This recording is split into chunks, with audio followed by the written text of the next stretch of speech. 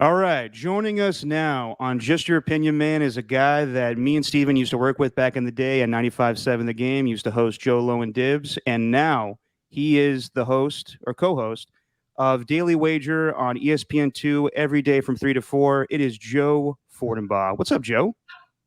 It's a very nice introduction. Very I nice try to be introduction. professional. Thank you so much. It's great to be here. It almost feels like we should have just jumped into this raw, right? Because we just did that. Oh my God, it's been so long since I saw you guys. And now when you go live, it's like, hey, how is it? How's it going, Joe? Good. Great to be here. How are you guys? Good. As if anyone believes that we just had that conversation. Yeah. But no, it's great. How you guys doing, man? Thanks for inviting me on the show. I'm doing fine, man. Steven, fill Joe in a little bit. You guys worked together closely back in the day. Yeah, man. We've been doing this for the past couple of months, but I need to know, like, what happened with this mustache? When did this mustache come about? Like, that's the number one thing. Good opener. It would have been smarter to tease to that question later in the show. People would have hung around longer. Oh, yeah. They really want to get to the bottom of it. We were away for 2 weeks this summer. We went up to Idaho and to Utah, and I hate shaving. Like, the beauty of radio is, like, you never really had to care about your appearance. Right. Like, you won't find worse dressed people than you will in radio. Just so slovenly, right? It's beautiful. So now that I do TV, I have to shave all the time, and I hate it. So on vacation, I'm not shaving at all. But we got to like the 11th day, and my wife and I were going out to dinner that night, and I looked terrible. I can't grow a beard. It's very patchy in here. The neck stuff is disgusting. So I was like, I can't go out to dinner with my wife looking like this. She deserves better than this. She already has to tolerate me. We got to clean it up a little bit. So I'm shaving, and then I realized, like, this was thick enough. My kids had never seen me with a mustache, which I had done a couple times for, like, Movember back in the day. So like, oh, it'll be funny. I'll just leave the mustache. So everyone got a good laugh out of it. Went back and did the show the first day, thinking we could get a few jokes out of it. And then the jokes kept coming, so I figure, all right, challenge accepted. Everyone wants to know when I'm going to shave it. Maybe I'll just keep this thing. The weird thing about having a mustache is it's probably like owning a Corvette. You notice everybody else who's got one, right? Like suddenly dudes everywhere have mustaches. We're waving to each other. We're nodding. Like there's an implied understanding that we know each other and that we respect each other. So it's been quite the ride. Well, to bring it back to the people that can't afford a Corvette, it's more like when you rent a car for the first time, but you've never seen that car in your life. Then all of a sudden, when you rented it, then you see it everywhere after you're done with the trip. You know what I'm saying? Yeah. Yeah. Like I never in my life did I ever see a Jeep Wrangler on the road. And then when I had a brother who started driving one and I'd be in it, everyone's waving and honking. I'm like, how many of these fools are out here driving these Jeep Wranglers? And they're like, is there a club? Do you meet on Fridays? How does this thing work? So it's been a ride, but it doesn't grow in evenly. I have to pluck gray hairs out of it every day. It's more hassle than it's worth. I'll be completely honest. No, dude, that was me in high school. I had a Jeep Wrangler, and you're part of an exclusive club. Right. You do the Jeep wave, so now you're doing the mustache wave to people on the street. So is the Jeep wave where you're holding the wheel and you're just like this? Yep. Oh my God. Just give people like a slow nod and like, you're cool. Yeah, I'm cool too. So I assume the wife has to dig it, right? If you're keeping it. I think she finds it interesting. The first couple of times I did it, it was just so tremendously jet black. Like this thing came in, nothing else grows in. I'm starting to go gray on top, and this thing used to just be jet black. It was impossibly black. Probably like what a black hole looks like if you get close to one. So black. So I think that was like something that stood out, that this thing on my face was just so ridiculously, it was drawing attention from everything. So yeah, I mean, she doesn't hate it because she definitely would let me know that. Jury's out on whether or not it's preferred. Okay. By the way, am I allowed to drink on this thing? It's Labor Day. I mean, of course you are. Go for it. Go for it. We've done it from time to time. Heavy stuff. I'm drinking the heavy stuff today. Yeah. So now that you are a mustache man, I am curious, amongst the greats, Burt Reynolds, Tom Selleck, Raleigh Fingers, Ron Burgundy, the Swedish Chef from the Muppets, where do you put yourself among these great mustache men?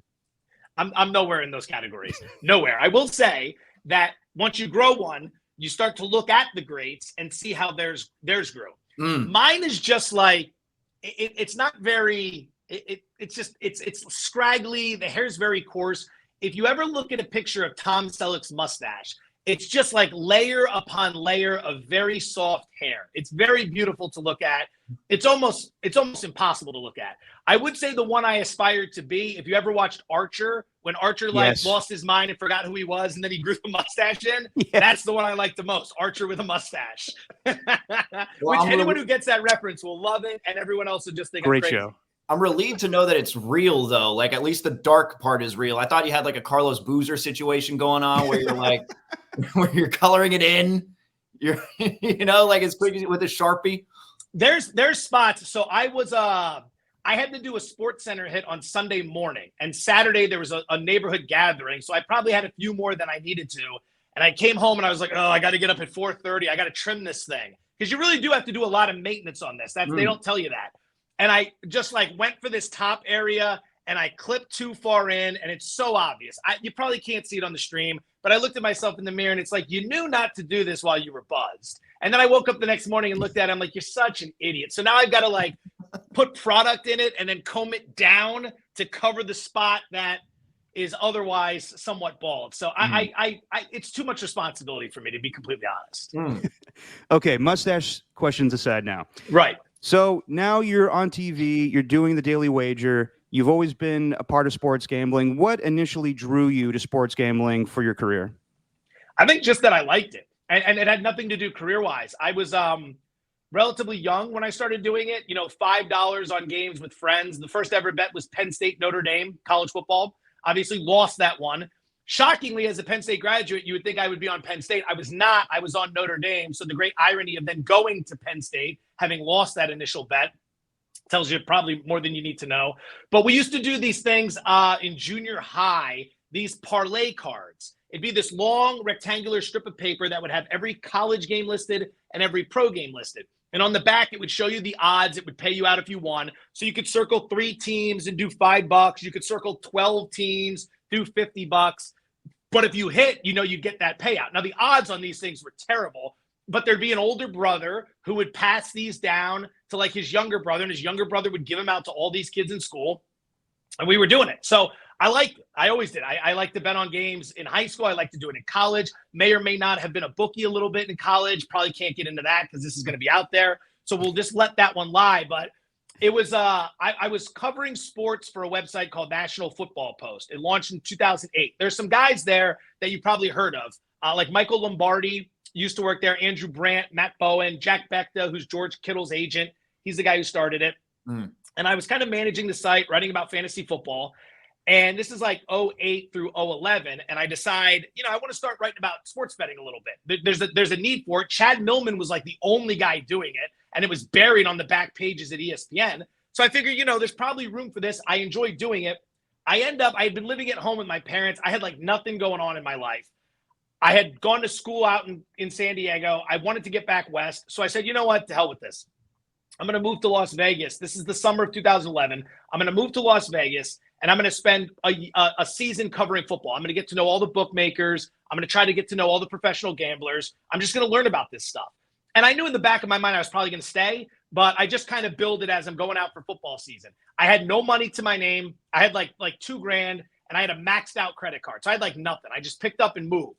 80 miles into the trip, I wiped out in a rainstorm, smashed the front end of my Volkswagen Jetta on the highway in Pennsylvania out towards Penn State, into the guardrail. And the car did not look like it should be capable of driving. But I turned it back on. It worked. Not only did I drive it across the country, I drove it like that for 2 years. This piece of crap looked awful on the roads. But I wasn't going to spend the money to get it fixed. I didn't have it. So I was driving around in this thing. It was ridiculous. There's no way I was going to be getting laid at all in any situation driving something like that. And, I'm out there. And I should say here because I'm here now, but that's what I started doing. I got to know everybody. I learned as much as I could. And the thought process was at some point down the line, if this gets legalized, I'd be in a position where I might be able to make a play, right? Major networks are going to need coverage. So I'm just let's be the guy because no one else was really doing it. So eventually 2014 comes along. I get the opportunity at 95.7 The Game. I start working in radio. I continue to do a podcast and write articles about sports betting. And then I remember being in the studio. Nice Guy was there. The day PASPA got repealed, people are looking at me. I'm getting texted. And they're just this must be the day you were waiting for. And by that point, I had been so committed to trying to build a radio career. I hadn't even thought that gambling was ever going to come through. And then when it did, it kind of opened up the door for so much to happen. So part-time at ESPN, which then led into full-time at ESPN and all that. So that's kind of how the journey went. It was really just as corny as this sounds, making a bet on myself and that bet ending up cashing. Yeah, it's kind of like you manifested it into existence, and the Sharp 600 always lives on, Joe. So never going to forget about the Sharp 600. You guys, and having you guys produce that for me and paying you to do that, it was just, I remember I was making so little, you guys are making far less. Yeah. But it was, at least we had that own little operation that we were doing in like back studios. Yes. No one could see what was going on. Yes. Talking to some of the biggest degenerate gamblers on the planet, by the way. Like, we won't name any names, but Nice Guys heard some conversations that are like way out in left field. Yes. And I forgot to put music on one of the episodes one time. You were super pissed. But anyway, now continuing on in your time with Vegas, though, like, what's been the progress so far since your time in Vegas? Since what was that got passed in San Francisco? I apologize. What was that got passed that you just talked about? It was the national. So it's called PASPA, the Professional and Amateur Sports Protection Act of, I want to say, 1994, and it basically said you couldn't. It left it up to the states. Like, the states, basically, there was no gambling. Right. And then they repealed it, so the states were allowed to make their own decisions. Right. And so after that, you did end up going to Vegas, like you mentioned, part-time with ESPN, turning it into a full-time job. But, I mean, you did kind of predict it. Like, it is just, betting is turned into kind of a mainstream type of sports medium now. It's not even just like, oh, yeah, I bet on the side and I do this and that. It's like actually turned into something that a lot of people have turned into careers for. Well, it's massive, and sometimes it might feel, and this is even coming from someone in the business, a bit much with how everyone's doing it. But I mean, let's go through the thought process here, right? Like, we live in America, capitalism.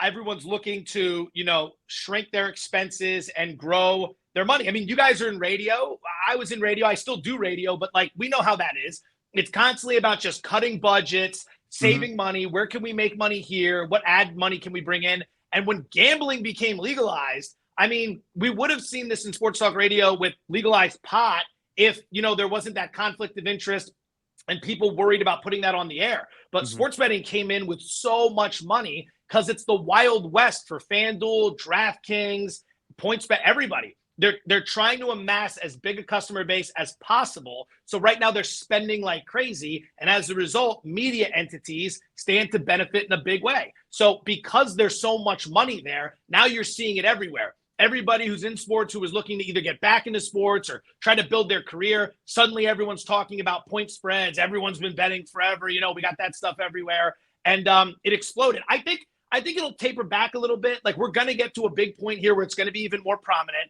But then I think we'll all kind of take a step back like we did with legalized weed, where you realize, all right, it's happening.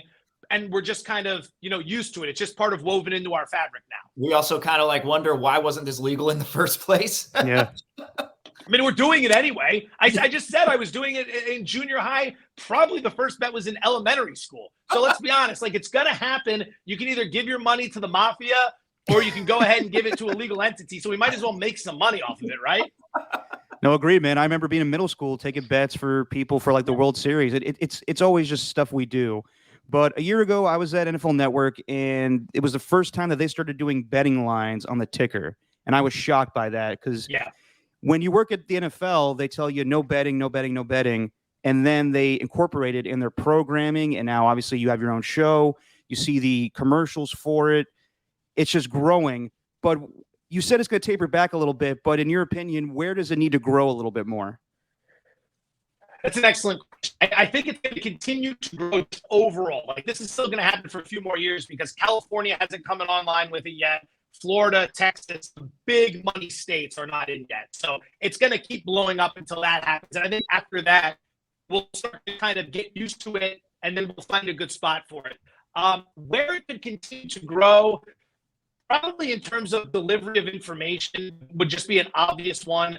There are a lot of people talking about it, but also a lot of people don't know a lot about it. They're thrust into this spot where they've got to mention the spread. They don't even know what it means. There's nothing wrong with that. You could throw me into any number of a million conversations. I'd be out of my depth. So I think knowledge is one thing. I think the idea of we wrestle with this at ESPN all the time. When it comes to making bets, what games to talk about, the guys there might have certain bets we really love. But when it's TV, you got to focus on the Monday night game, right? You got to focus on the biggest games and the biggest sports. So when we come in and we might have some obscure college basketball game that's starting on the West Coast at like 7:30 between two schools that no one's ever heard of, it's hard to give that a lot of time on TV from a producer's mindset, because casual people are not going to care about that. And a lot of new bettors are not going to go bet that game. You know, they're still working their way in. So I would say the place where there's the most growth from a content standpoint is going to be live wagering. That's going to be the future. The ability to bet whether or not the next pitch is a ball or a strike, betting on games in game. You know, the Warriors have always been the kings of this. They're down at half. You can get a great price on them. Then they go out and blow the doors off the opponent in the third quarter. That's been going on forever. In-game wagering is going to be the space that I think grows the most. So the knowledge of in-game wagering is going to be important, the delivery of content on in-game wagering, and then how you present it on air. We're a show that goes on before games start. You know, we're not talking about games as they happen, but being able to stream during the Monday night game, talking about, would you bet it now? Would you go over the total now? I think there's a lot of room for growth there.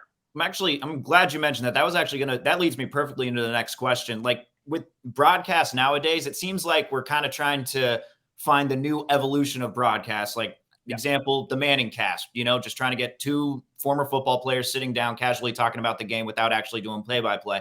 Like, do you think there's going to be almost like an in-game gambling expert who comes on kind of like a ref expert, so to speak, sort of like the Dean Blandino of gambling experts? Like, would they be able to do that during an actual broadcast on a national game, like with a Fox game, NBC, ESPN? Would they ever do that?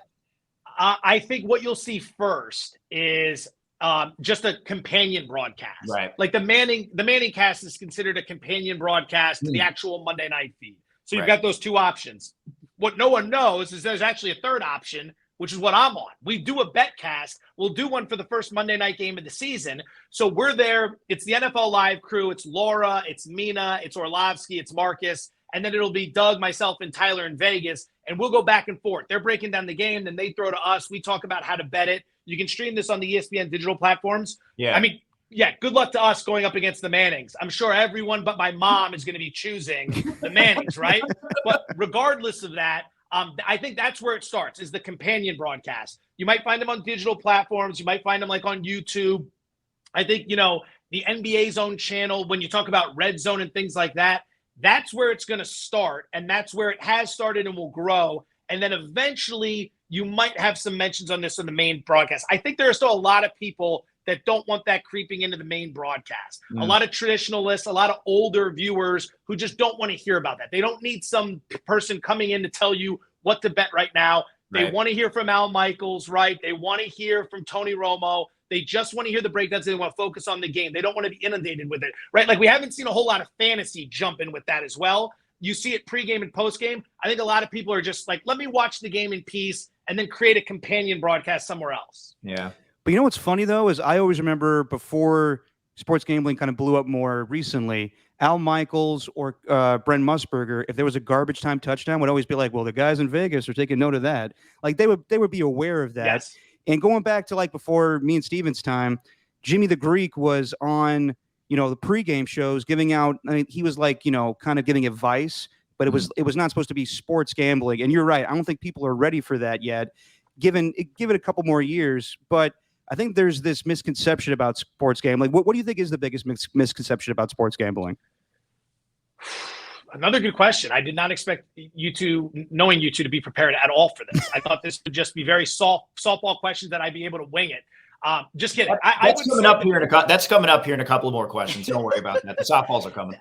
I think the biggest misconception, I mean, just to throw a few out, it's very hard to win.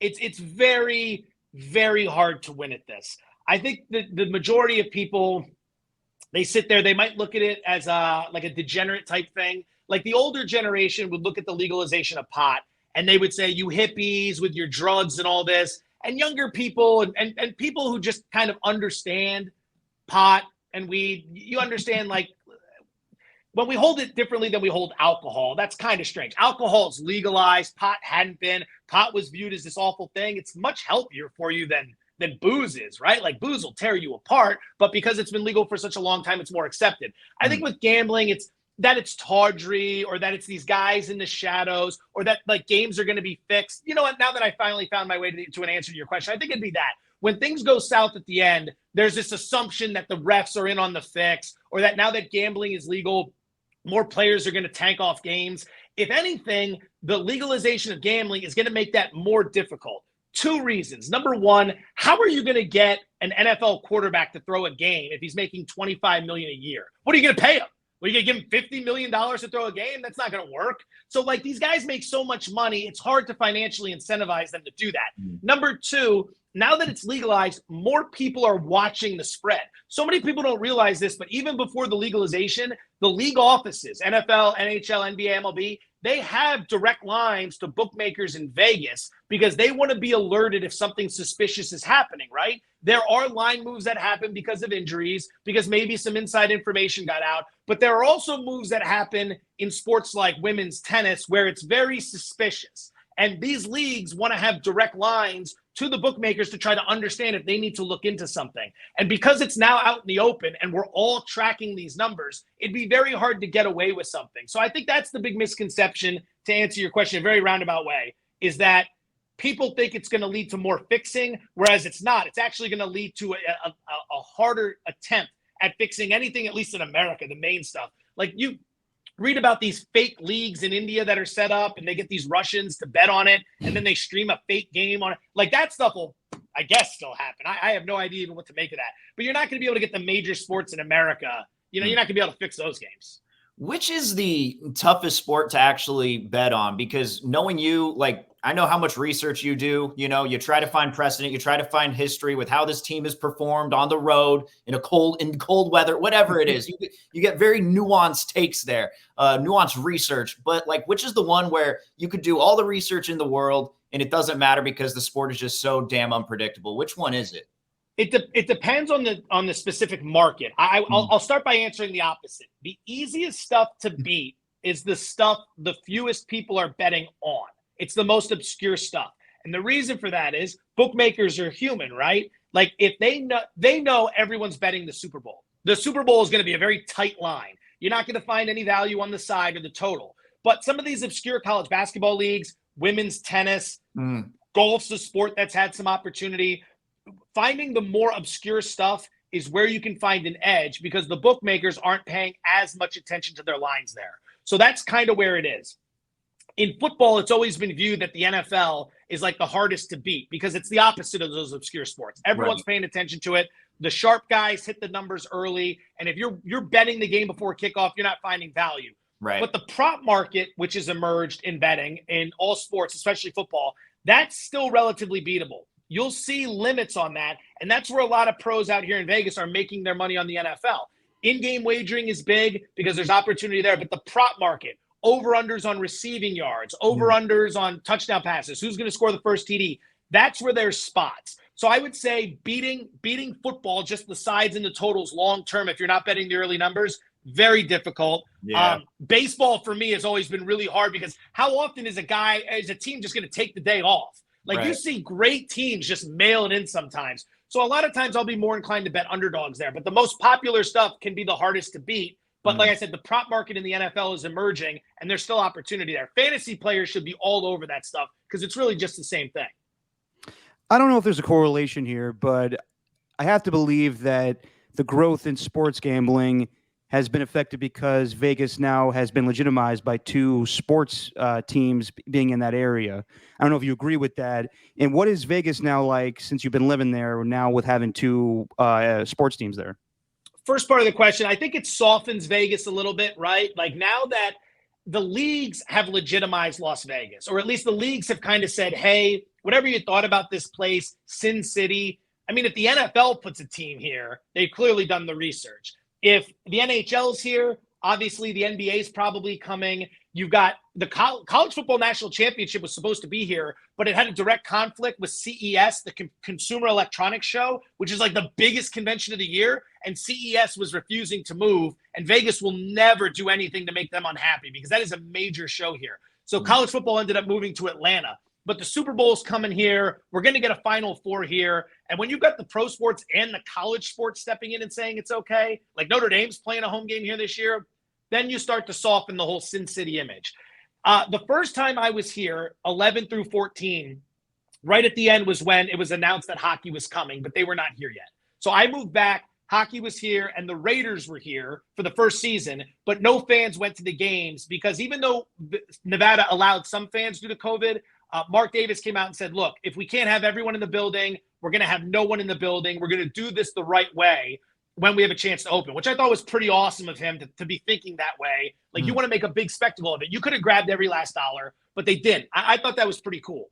So since they've come here, just the way you've seen people in town, like the Vegas Knights own this town.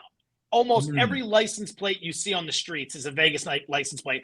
People everywhere you go, people who might never have cared about hockey, they're all checking the score. I was at a Christmas party this year where I was in. It's a lawyer in town, and he's got this great man cave. So of course I'm not talking to anyone at the Christmas party. I'm just in there trying to watch games. And people who kept coming in to check it out kept seeing the Knights game on TV and saying, I didn't think the Knights had a game tonight. What's this? It was a replay. But everybody who walked in, male and female, all were recognizing that like something was off. They follow that team like crazy. So that's number one.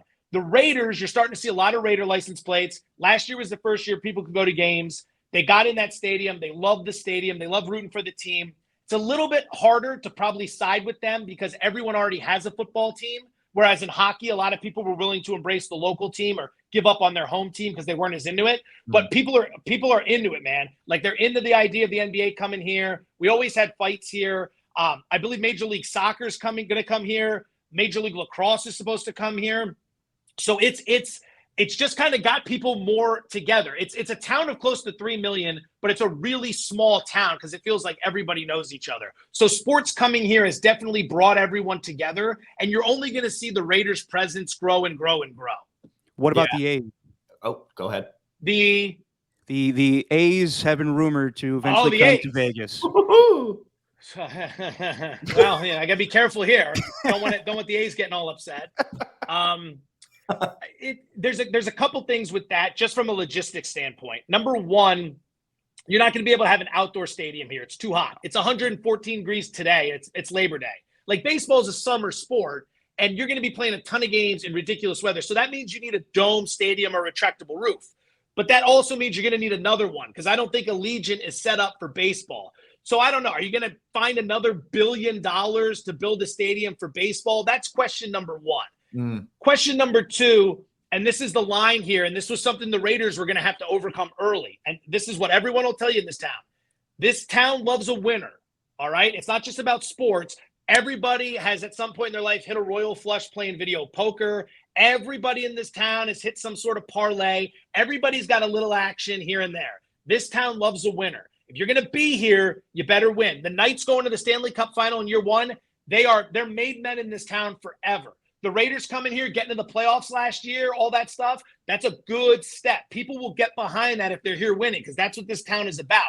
You send the A's here with this nickel and dime nonsense on the roster, nobody's going to care. Nobody's going to be into the analytics and the idea of trading great players for prospects and trying to turn a dollar. That's not going to work. And you're seeing that in Oakland too. That's their fan base, and no one wants to show up for these games because of how they manage the roster. So I would say I still think it's just a huge bluff that they're using against Oakland. But if they think they're going to come down here and get the red carpet treatment with the way they do business, they got another thing coming. People will not care. People love going to the minor league game. It's affordable. It's a beautiful ballpark. They're not going to check this team out if there's no names and you're constantly trading the best players. It will not work here.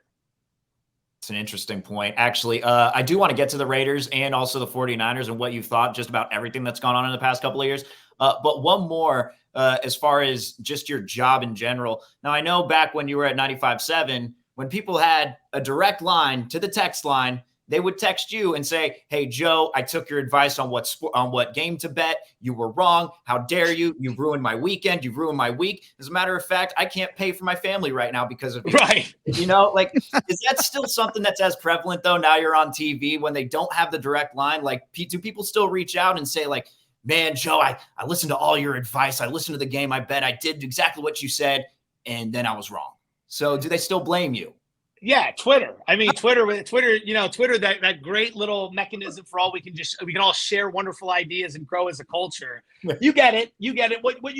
What you'll notice with Twitter, and to a lesser extent Instagram, I don't spend as much time on that, but if you run cold and football season, because that's where we have the most viewers, I would say, right, you'll hear from them. You'll hear from them if you're running cold, if you're messing, especially if you pick against somebody's team. Like I'm getting it from a lot of Notre Dame fans because I thought Ohio State was going to roll them. So I've been hearing from them. If you're hot, you generally don't hear anything, right? Because everyone would have made that bet anyway. They all knew it. You're just one of the other idiots out there. It's not too bad. The text line is for that. The thing is, when you run into people in person, that's where it's completely different. They'll bust your balls a little bit, but they'll bust your balls later in the conversation. They'll tell you they like the show or they watch the show. They'll comment like a normal human being. Then they might bring something up. You'll have a couple laughs and you'll go from there. Socials where you have the idea to you can just blast everyone and have no accountability, hiding behind some egg. So you still get it, but you're going to get that in anything, right? If you're going to be a public figure and you're going to talk about betting, you're going to talk about teams, you're going to talk about politics, whatever it is, you're going to get blasted. So that's more on you to just be able to just manage your day-to-day, not let it affect you. Your social media can be very toxic, as we all know. So just use it in doses, use it to be smart, but don't get caught up in that stuff. You go 10-0 and some idiot's going to find a way to criticize the fact that you could have picked a game that won by more points. It's always going to happen. So that's mostly on you to just manage your mindset day to day. Steven, I know you wanted to ask about the Raiders. I was going to ask, but go ahead if you have a question. Oh, you feel free, man. Go ahead. Well, I just want to know, Joe, I mean, you covered the Raiders when they were, you were doing 95.7 The Game, and now they moved to Vegas. So what is your feelings about the Raiders being in Vegas now? I like the fact, they're getting better. I like the fact that they're competitive now. They still find ways here and there to step all over themselves. Like, I don't want to get too in depth with the Bedane stuff and everything, but it's like, just as you get here and you seem to start to make progress, there's always something that happens. Everything with Gruden last year, with Henry Ruggs, it's like the organization just can't find a way to just stay out of the news. Just find a way to go about your business. Find a way to not have turmoil. Like, be calm, right? There are organizations out there. I think Pittsburgh's the perfect example of this. The Steelers are just calm. They're not going to win you Super Bowls every year. They're not going to make deep playoff runs, but they're going to win games. They're going to be competitive. You're going to be proud of the product. It's pretty well organized, right? Like, there's not a lot of drama there. Like, that's been the Raiders' problem forever, is that there's just constant drama. So it seems like that's starting to settle down. Derek's playing well. Coaching staff looks pretty solid. It feels like things are moving in the right direction. I like the fact that here they're getting people gassed up. They're in a great stadium. You get a lot of people from visiting fan bases coming to town. So they're as much an event as they are a football team, which is really cool to see. It's like coming into town for a title fight, going to see UFC. That's what I like. I saw Mark Davis very early on when I was here. There's an Italian joint in town. It's called Piero's, right? Old school. A scene from Casino was filmed there. And that isn't exactly a recent movie, if you catch my drift. Yeah. So I go in there, old school Italian place. Thursday night happens to be the night where the owner and like some local casino owners get together for dinner there. And Mark's like a part of this now. So he's in there. Everyone's having their veal parmesan. Their Ferraris are off the parking lot. Yes. It's awesome to see. But the organization, it's, from an organizational standpoint, I think it's better for me now that I'm not necessarily in the situation that we had at 95.7 The Game. Like, if you want to be honest, let's be honest. You're on the Raider flagship, but they don't really rate like the Niners do. And we're in a business where we need to rate and make money. So we need to talk about the Niners more. But at the same time, you're alienating this Raider fan base. So it's like, who am I beholden to, right? Like, I'm from the East Coast, so I didn't grow up a fan of either team. The one team, you got a bunch of great fans. This is their station. Let's appease them. But then you've got, the higher ups who are telling you, well, we got to rate, we got to compete, you got to appease them. You're just trying to juggle so much. And at the end, because you're doing all this, you're not going to make anybody happy, right? You're not going to do enough to grab Niner fans, but you're going to do too little for Raider fans, and you're not going to do enough to improve the ratings all the way up. It's like you're serving so many different masters. You just want to come in, you want to talk about sports. You want to take all the clutter out of there. So it's nicer now to not have that relationship with them. I can just sit back and be a local fan of the team and kind of observe them from a much different perspective. I think that has been very good for me because I don't have so much going on in terms of pulling the strings, right? Like, I know that we can't always get into the details of some of this stuff, but people know. They saw what happened. They understand it. It's a business, but it's also, some of it can be lousy because, for all the reasons that we already talked about. Well, at least back then, it didn't seem like the team had any sort of direction at all. They were just going all over the place. So it's like, oh, we don't have to talk about them. That's fine. They're not going to do anything stupid anyways. But this year, though, with Devontae Adams making that addition, adding Rock Ya-Sin as a cornerback, the secondary is looking okay. The offensive line, I mean, it's not going to be any good. But within the AFC West, like when you're looking at the Broncos, the additions they've made, the Chargers, adding Khalil Mack on J.C. Jackson doesn't hurt too bad on the defensive side of the ball. And then the Chiefs are still going to be the Chiefs. I mean, even with these additions that the Raiders have made, are they still going to be in fourth in the AFC West? What are you thinking for this year? See, like, isn't this classic Raiders that when they're finally at a point where it's like, man, this team looks good, it's like everybody else in the division is just stacked. Yes. Like legit Super Bowl contenders. Yes. Like they finally found their window, and they're still, in the eyes of many, probably viewed as the fourth best team. I'd say there's a lot to be excited about. Going through the division quickly, I think Kansas City is going to take a step back from what we're used to seeing, right? That doesn't mean they're going to be bad. Their season win total is like 10.5. I was inclined to bet the under there. It wouldn't surprise me if they missed the playoffs. I know people will think that's crazy, but you take Tyreek Hill off that offense. He's not just a receiver who catches passes and makes plays. He opens up the offense for everybody, right? Like Travis Kelce's getting pretty wide open because he doesn't have to be the primary threat to opposing defenses. Yeah. But now with Hill gone, I think it's going to be a little bit harder for Mahomes and company. I don't think that defense is all that great. They weren't very good last year. The opening schedule for them, like the first 6 or 7 games, are brutal. Yeah. So I think Kansas City takes a small step back. The Chargers are very intriguing because on paper, everything should be there.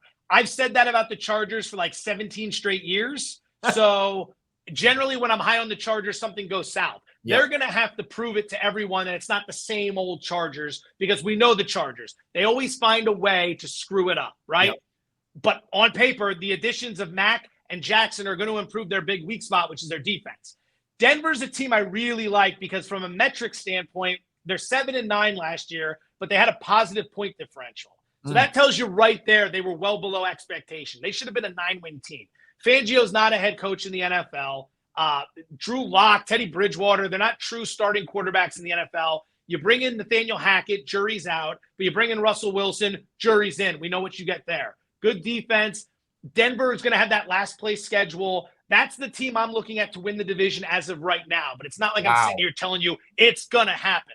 Denver's the one that catches my eye the most because I think one of the things that hurts the Chargers is they have no home field advantage, right? You need a home field advantage to eke out a few key victories. Miami getting the Patriots in Florida to open the season in that heat, that's an advantage. Buffalo hosting teams in December, that's an advantage. Same thing with Green Bay, unless it pertains to the Niners, and then it's never going to happen for them. Right. That's a story for another conversation. And then there's the Raiders. They're going to have some of the same issues with home field advantage. A lot of metrics point to them stepping up. Roster-wise, probably not as talented as some of the other teams in the division, but they're close. One bet I like, Derek Carr, 10-1 to lead the league in passing. He was top 5 last year. Waller missed 6 games. Devontae Adams wasn't on the roster. I think they're going to be engaged in a lot of shootouts. Like 13 of 17 games are either indoors or in warm weather like Nashville, Jacksonville. The Kansas City games like mid-October, so that's not going to be bad weather. I think DC could put up some huge numbers this year, so I'm looking at that. I think within the construct, it's not going to surprise me if they make the playoffs. I don't think the Raiders win the division, but I don't think they're this 7-10 team either. They're going to be right there. They're going to win games that you don't expect them to, and they'll probably lose 1 or 2 that they should have had. Yeah. So on Sundays, I don't know what your job requires you to do, but are you going to the Raider games if you can? I did not last year. My schedule on Sundays was wake up at like 3, wake up about 3:30, 3:45 in the morning. And then I'd go into the studio, finish my prep. Our show was on from 6 a.m. to 7 a.m. local. As soon as it ended, I sprinted down the hall and I did 90 minutes of radio. And then as soon as that ended, I changed clothes and I did a 30-minute digital show. Wow. And I would get home right at kickoff for the morning games. Whew. So I was generally pretty out of gas. I was just watching games at home and relaxing. This year, as of right now, I only have daily wager 6 to 7 a.m. So after that, there's this nice little window to like get reorganized. So this year, I'm absolutely going to check out some Raider games. I have not done it yet. I will be doing it this year. So, but you've caught a few in the past. Would you say that it's a big problem for the Raiders with their fan base right now as far as home field advantage? How, like when a visiting team that has big popularity, say the Broncos, whoever, are the away teams taking over the stadium currently at Allegiant Stadium? You got two things you're working with there. First thing, before any of that, the Raider fans are not the problem at all. Like they're not the problem. They're coming. A lot of them come in from Los Angeles. And you always hear about people coming down from the Bay Area with a bunch of Raider fans on the flight as well. There are a ton of Raider fans that want to see these games. But there's two things that are working against them in terms of having a great home field advantage. Number one, a lot of local people will want to go, and they might root for the Raiders, but it's not like Raider Nation, right? Like now that they're here in town, you're a Raider fan. I want my kids to grow up rooting for the Raiders, right? Like they're probably going to have a few allegiances, but like this is going to be the local team. So we're going to support the local team, right? Like why wouldn't you? But for the people here, like older, they'll go to the games, they'll cheer, but they're not going to make that place nuts. They're not going to be painting their faces. They're not going to go crazy. So you're going to have a local contingent coming in that's having a good time that isn't necessarily contributing to that hostile environment. Then, and it doesn't matter what team you are, you could be the Packers playing here, you're not going to be able to stop these visiting fans from coming in. This is the number one travel date. Chicago was here last year and Philadelphia was here last year. People I hadn't seen in years were flying in for this game.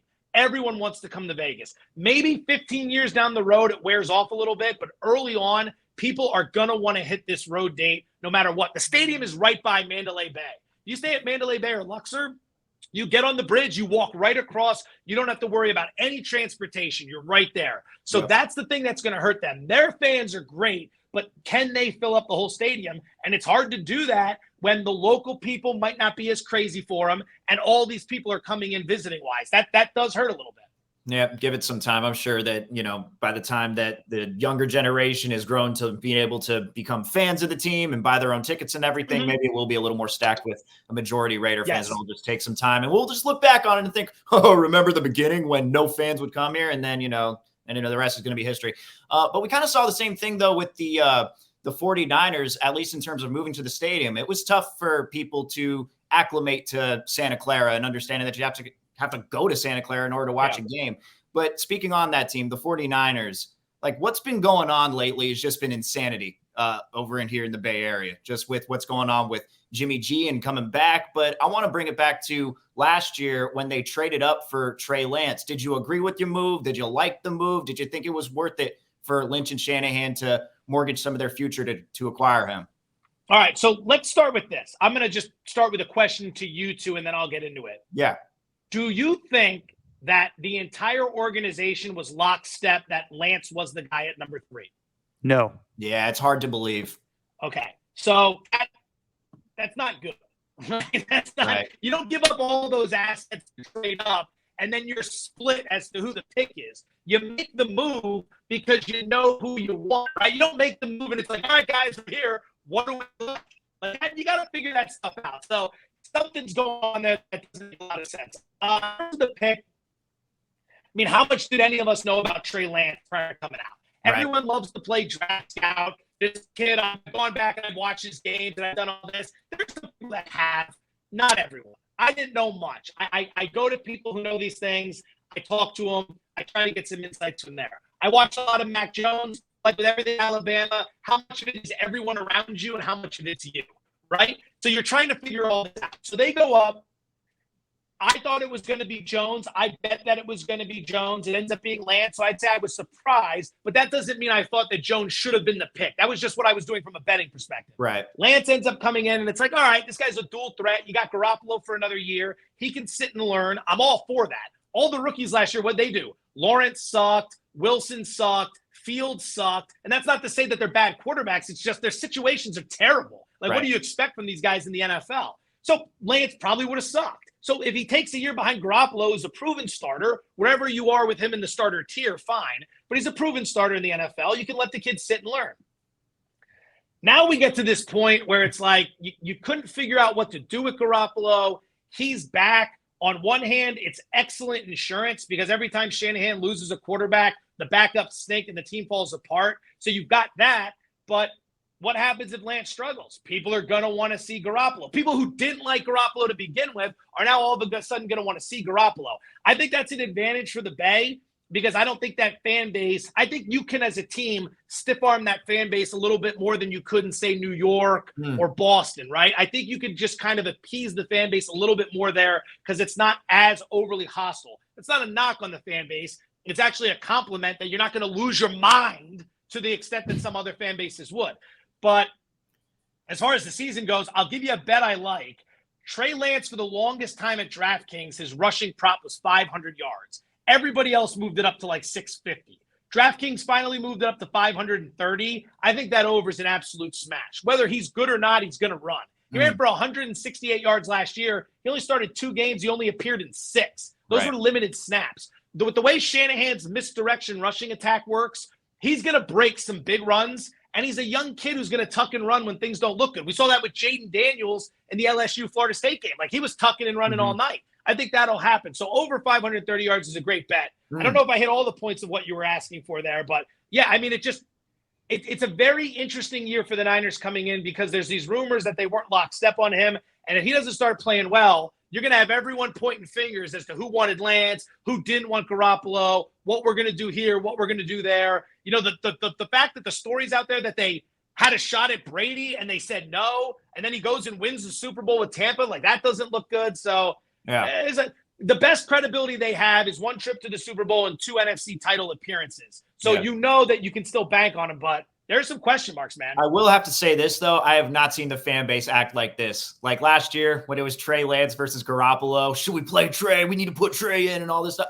I haven't seen the fan base react like that, like, ever. And I'm not going to act like I know the 49ers fan base in and out, but you're talking about last year. Yeah, last year. It was. It was insanity. And wait till this year. I mean, when the Jimmy. Okay, so do you think it'll be worse this year? Man. I think you're going to have the same fans that were clamoring for Trey Lance, if Trey has a shitty game, for them to be, okay, let's put Jimmy in. But me and Steven talked about this yesterday. I don't think Shanahan's doing this to have insurance for Trey Lance. They're buying more time to find him a trade partner. Yeah, agreed. Completely agree. I think what happened was you've got this quarterback who everyone knows can start. Like, if Sam Darnold's getting opportunities, Jacoby Brissett's getting opportunities, you know you have an asset. But for some reason, because of the shoulder surgery and everything else, you couldn't get anything for him. And I think that just looks so lousy that you're going to come away with nothing after this guy was just in the NFC Championship game. So they want to get something. They're probably figuring someone will stink early in the season, someone will get hurt, and they'll be able to get something out of it. I completely agree. This is not because they want to keep him and he's great insurance. This is because they don't want egg on their face from just cutting him and coming away with absolutely nothing. I'm surprised. Like, you can't make the trade. I thought for sure he'd be in Seattle by now. I know that they're not going to do a deal with the Seahawks, but like that, come on, Geno and Drew Lock, unless they actively want to be dead last, which, you know, CJ Stroud, Bryce Young, Will Levis, the kid from Kentucky, all these quarterbacks coming out. It's a better year to go out and try to get a quarterback than it was last year. It's hard to tell because, you know, Pete Carroll says we want to keep winning. And the indication is if you assign Jimmy Garoppolo, then you're trying to win. But announcing Geno Smith, it sounds like you want to be a bad team this year. But Vegas has the Niners at 9.5 for their win total. Would you go over or under on that? I would go over. It's not what I love. I'll throw a few out there I like as we work through the conversation here, and we can go a little bit longer than we had talked about before if you want. If you want to tack on a few more minutes, I know we're coming up. I got a whole nother. Truly, we're good. Yeah, we keep it rocking. There we go. Put more nickels. I would go over. It's like I said, it's not what I love. I would go over because I have great faith in the defense and the rushing attack, and I really like Shanahan.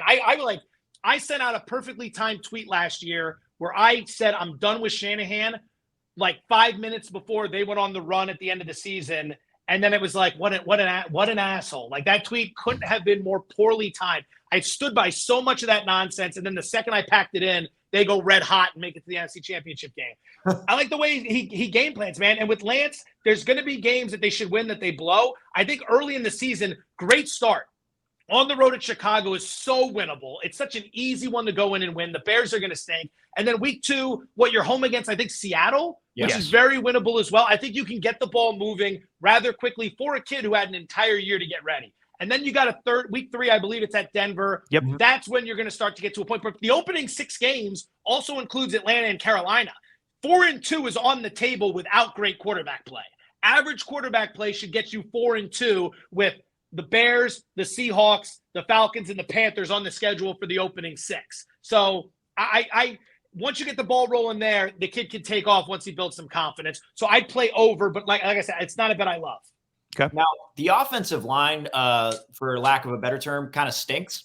And fans are really down on it. Like, fans are to the point where they're saying, like, if this team doesn't make it to the playoffs, like, I wouldn't be shocked just because of their offensive line. But I'm looking at the roster. I'm looking at the talent around them. They got one of the best tight ends in the league. Brandon Ayuk, I think, is going to be an absolute stud this season. Yes. He was showing out throughout practice, throughout training camp, throughout preseason. Like, again, like you mentioned, the Shanahan run scheme with Elijah Mitchell and the rest of their running backs. And then the defense should be a top 5 defense in the NFL. Like, to me, that team needs to be a playoff team despite the lack of having, an above average offensive line. I think the playoffs are there for them. With the offensive line, the best way to mitigate that problem is a mobile quarterback. Right. Like Russell Wilson mitigated that for years in Seattle by buying more time with his feet. Aaron Rodgers, I mean, people might not view him as a mobile quarterback. Rodgers for years was able to buy extra time for the offensive line. So a mobile quarterback solves part of those problems. Yeah. So that's going to be Lance's biggest asset. If they can't hold up in protection for 3+ seconds, he's going to buy time with his legs. As to the playoffs, the NFC is not as deep as the AFC is. The NFC is not that deep. I think you probably get one team from the NFC East. And not to play homer, but it's probably going to be Philly only because I'm so down on Dallas, right? Like, Dallas does not look like they're going to be great. Green Bay should be solid, but we know what happens to them when they get to the playoffs. Bears, no. Lions, probably a year too soon for them to be contenders. Minnesota, right there on the fringe, should be good, but we wouldn't be surprised if they blow it. I think Tampa will be not as good as people expect, but they'll be right there. Saints will be better than people expect. Atlanta and Carolina will probably stink, so they're out. And then you make your way out west. I don't think Arizona is going to be a serious threat. Seattle's not going to be a threat. Rams will be good. Niners should be there. And we're talking 7 playoff spots. You don't get into the playoffs this year in the NFC with one of those 7 spots. That's a major disappointment for the roster and coaching the Niners have. Real quick, you grew up in Philly. You're an Eagles fan. The team is stacked, but are you with everybody else in Philadelphia where you don't know about Jalen Hurts? No, I'm not, because I do know, and he's not going to win a Super Bowl. Like, I can tell you that much. I know. I remember watching him at Bama. Everyone says the same thing about this kid. Great locker room guy. You'd want him to marry your daughter, right? Great dude. I'm not refuting any of that. Right. But he can't get through the progressions quickly. He holds the ball too long. He checks down. He looks to run. He's a phenomenal athlete. But, like, at some point, you got to be able to just fire missiles down the field consistently to lead a drive and win a game. That's what they all do. And you don't see that from him. Last year, they were 0-6 in the regular season against playoff teams. 0-6. And then they went to the playoffs, and they got shellacked by Tampa Bay. It was very clear that they were not anywhere close to the class of Tampa Bay. And nor should they have been. But there's a playoff class, and then there's teams like the Eagles and the Patriots that just got waxed right out of the playoffs last year. So they've got everything they need except quarterback play. He'll be able to win them or at least keep them in to win a bunch of games, but he's also going to cost them games. Go back to that first game against the New York Giants last year, which was on the road. I lost a fortune on that game. He was so bad in that game. And they already don't throw the ball a ton, and they just spent a first-round pick and $100 million on a wide receiver. And they seemingly draft wide receivers in the first round every year anyway. So they're going to be they got everything they need except quarterback play. When they eventually get eliminated from the playoffs or miss, he will be the reason why, in my opinion. Interesting. I mean, you never know if he's struggling. Oh, I know. Nice guy. I know. Well, I watched plenty of this. I know where this is headed. Well, I'm saying that if they end up, possibly struggling at quarterback, you never know. A trade could happen with the 49ers, and maybe they with Garoppolo? Yeah, you never know. But man, I can't keep having the life I grew up with intersecting with my professional life. Like I get up to the Bay Area and immediately Chip Kelly shows up, and it's like I can't have this. I can't be dealing with that guy in Philly and then dealing with them for work. It's like every time I try to go somewhere, my personal life and my professional life just keep running into each other. I talk so much crap on James Harden at 95.7 for years. Yeah. Then he ends up with the Sixers. Yeah. I'm like, this is the worst acquisition ever. Two guys I can't stand, Harden and Simmons, just swapping. Can't we just not have both of them? He took a pay cut, Joe. Yeah. Problem solved. Problem solved. But Joe, it's the perfect thing. Jimmy's a nice Italian guy. Goes to Philly instead of selling, some nice gabagool. He's selling Philly cheesesteaks for Subway. It's perfect. Mm-hmm. That would work. I'm not arguing from an endorsement standpoint. It would work. I can't say what I'm going to say. It's going to get me in trouble, so I'm just going to back away from that statement. Right. But very Italian city. They would love him. He'd fit in very nicely. Yeah. Wow, way to control yourself. But is there one like sleeper team that you're looking at this year that could be sneaky good that no one's talking about? Because I think there was a stat, I think for 31 straight seasons, like the NFL has continually had 4 playoff teams, at least 4 new playoff teams or something like that weren't there previously. So there's always crazy turnover. Is there one team that you're looking at that could be a sleeper for this year? In terms of underrated, I mentioned the Saints earlier. I think the Saints would be the first one I'd throw out there. Win totals at like 8.5. Jameis Winston, it's just a few years ago, he led the NFL in passing.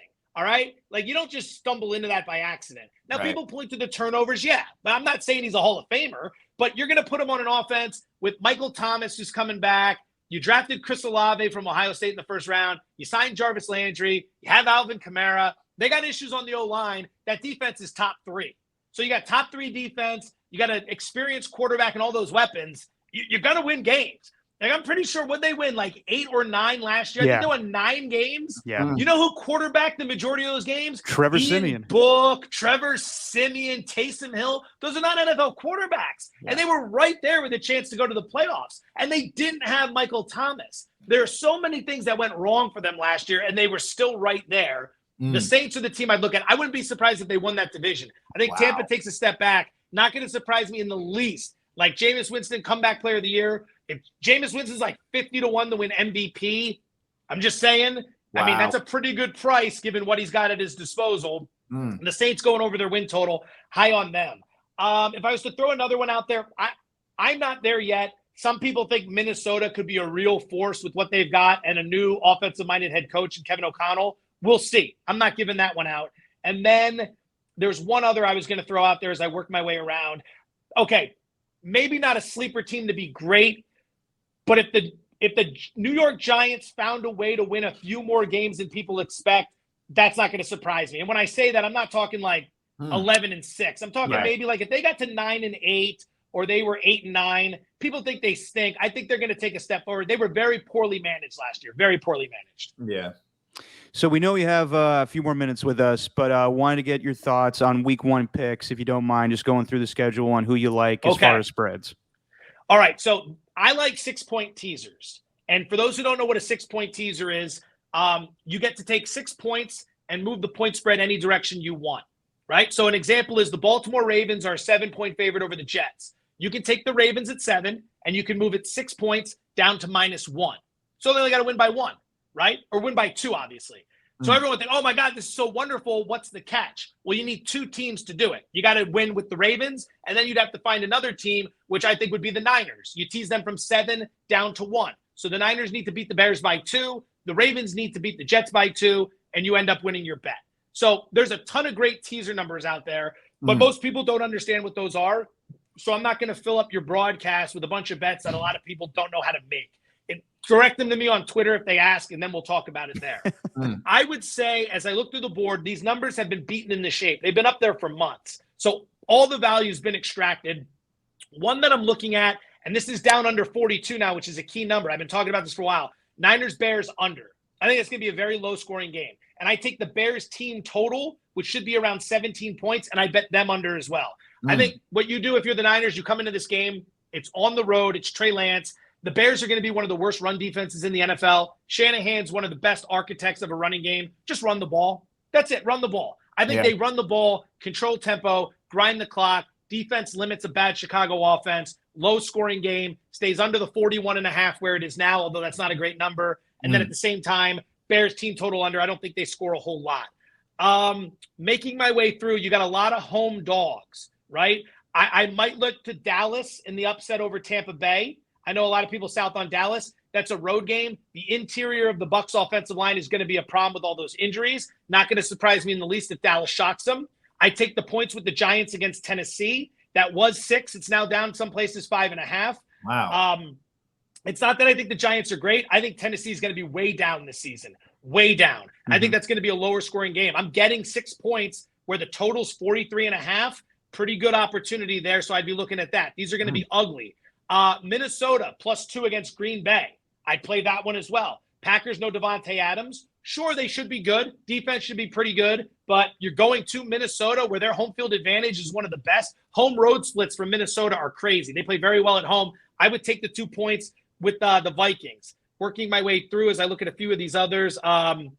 Jacksonville, Washington. Right there, X. I'm not even – no bets, no watching. No. Not messing with it. Indianapolis is a good teaser team. You take them from 8 down to 2. And then is there anything else on here? I'd probably lay the 7 with the Ravens over the Jets. I mean, that's going to be as square as they come. But John Harbaugh is so good at having his team prepared. They were so injured last year. They're going to be better. The Jets are going to come into this and probably find a way to puke on themselves a couple times in this game. They wouldn't surprise me if that game's like 31-10. Something like that. So I'd probably lay it with the Ravens as well. Real quick, the Thursday night opener, Buffalo at the Rams. It may just be because Buffalo's getting a lot of hype, but are you surprised that the Bills are 2.5 favorites there? A little bit. Yeah, a little bit. Bills are getting all the hype, and that's not going to be a good home field advantage for the Rams. You saw what the Niners fans did down there last year for the NFC Championship game. It's going to be the same thing with Bills fans traveling to LA. Like, you're going to hear a bunch of Bills fans in that stadium. That being said, Rams are a 2.5-point dog. Yeah. Defending champs. Like, I understand there's a thought of complacency, but Sean McVay's won 9 or more games every year he's been in the NFL. He wins on the road a lot too. I know this isn't a road game, but if you're winning on the road a lot, you're a good coach. Like, winning on the road in the NFL is very difficult to do.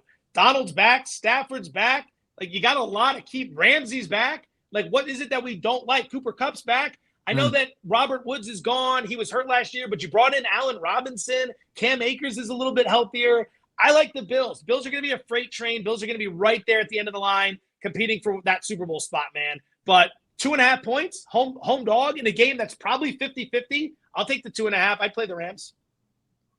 Man, Steven? that's going to be good for Nikki. Man, if the Bills go to the Super Bowl, it's going to be fun for your family. Let's hope she's not watching this. I've been on like SportsCenter hit the same thing, and it's like, oh my God, like she's eventually going to catch this shit, and she's going to think to herself, like, enough of this guy constantly going on TV picking Bills. I think 2 years ago, when they went to the AFC Championship game, I bet on like on daily wager, I bet on like 9 different Bills games over the course of the season. No matter which side I picked, I was wrong. I was wrong on Bills games all season. And then I think I won on like the final 4, but I could not get that team right. I deserve it. I married in the Bills Mafia. I deserve it for doing that. You absolutely do. You absolutely do. All right. Look, I know we only got a little bit of time here, but moving aside from the NFL, maybe Derek has more NFL questions. I'm not sure, but I got to ask you one more here on Formula One. All right. Currently, we got this. All right. Oh yeah.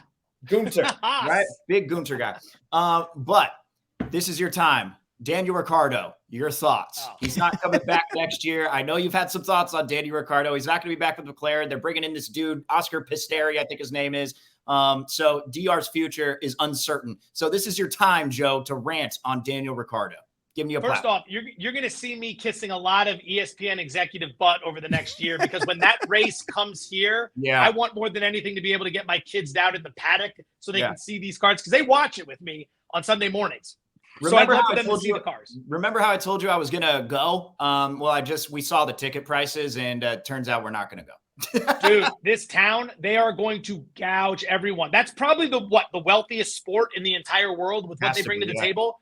Every package that's being offered for hotels, for like viewing parties at restaurants on the strip, unbelievable. They basically everyone's shooting their shot in this town, just seeing who's going to pay and who's not. So it's ridiculous. With Ricardo, this won't be popular because I think I'm like the only guy on earth who has this take. I do not like him at all. I understand he's Mr. Quirky and Mr. Personality, and he's just so funny and witty, and he's great on the Netflix series. But forget about his jokes and his nonsense for a minute, and just look at his history. He's at Red Bull as the #1 driver, and Verstappen's coming up, and he doesn't want to deal with that because he's going to look bad. So he leaves Red Bull to go to Renault. And at Renault, he can be the #1 guy. But then he gets mad that he's not in a competitive car and he can't compete for titles. So now he's mad at Renault and he's going to go to McLaren. So he gets to McLaren and he thinks, okay, I've got a good car and I'm the #1 guy. And then Lando, who's awesome. Lando Norris is my favorite. Lando's better than him. So now he's upset at McLaren because, again, he's not the #1 guy. He's not winning. The guy's got an excuse for everything, for absolutely everything. It's either the car isn't good enough or they're favoring another driver over him. And I know he's quirky and he's funny and he's good TV, but he's not good racing. That's what it comes down to. He's not a great racer. He's got an excuse built in for everything. That's why I don't like him. I don't like you for asking me that question because I've told you for more than a year I won't put that stuff on social media because everyone will hate me because everyone likes Daniel Ricciardo. I'm not saying it to be a contrarian. I do not like him. I think he's full of it. I think true competitors go out there and you just find a way, or you lose and you don't make excuses. But like to always have an excuse at every turn, that's not what I'm looking for, man. That's not. Those aren't the guys I root for. I'm sorry, Derek. Just one more. If you had to give an NFL team comp to who Ferrari is this year, because Ferrari have basically been imploding. They've made all the wrong game time decisions to put their drivers in the worst position possible. So if you had to compare them to an NFL team, which one would it be? I didn't even need to think about it. And for anyone watching, this was not prepped. I didn't know this question was coming. It's Dallas. Yeah. It's absolutely Dallas. At every turn, like you are going to make the mistake to take yourself out of the game. That is the Dallas Cowboys. Nobody is better at finding a way to snatch defeat from the jaws of victory like Ferrari and like Dallas. Yes. Those two entities go hand in hand, baby, hand in hand. I am so glad you answered that. I was kind of looking for that answer because that's the comparison, man. It's like the Cowboys are this historic franchise, right. Champions, they're America's team. Ferrari are the class of Formula One, and they just can't figure it out this year. It's unbelievable what they've been doing with Leclerc and Sainz. It's a little bit like the Chargers, too. Like the Chargers find ways to lose games, too. But that one's not going to play as well because they're not as popular. Dallas fits because Ferrari's been around forever. Dallas has been around forever. You expect a lot. You get very little. They constantly blow it. Like, I mean, I don't know. Mike McCarthy, I just can't believe Mike McCarthy's still there. But they're going to find a way to blow it again. Just watch. They'll be up by 7 late against Tampa, and they'll find a way to, like, lose it in regulation. It won't even go to overtime. They'll lose it in regulation. I'm telling Steven, it's only a matter of time before Champagne takes that job next season. It looks like it's all set up, right? Yeah, like it's all set up for that to happen. Definitely. Joe, we'll end on a high note with the F1 questions. You've been very gracious with your time, man. Thanks to you and your mustache for spending an hour with us. Yes. Appreciate it, man. Thank you. Yeah, it's my pleasure. Thank you for reaching out, for having me on. It's good to catch up with you guys. I know you're going way back. Derek, you and I pounding beers at NBA Finals games. We probably shouldn't have been pounding beers at NBA Finals games. With nice guy, on. You and I seeing each other, ugly mugs for every morning at like the worst possible time. So I'm glad you guys are doing well. Thank you so much for having me on. Yeah, man, you're looking great. And if we would have had more time, I would ask you about the marathon. Congratulations on completing the marathon earlier this year. That was awesome, man. But you're looking great. Why would we ask about a success? Why would we ask about something good? Let's ask about Ricardo and my mustache. And on that note, Joe, thanks as always, man. All right, buddy.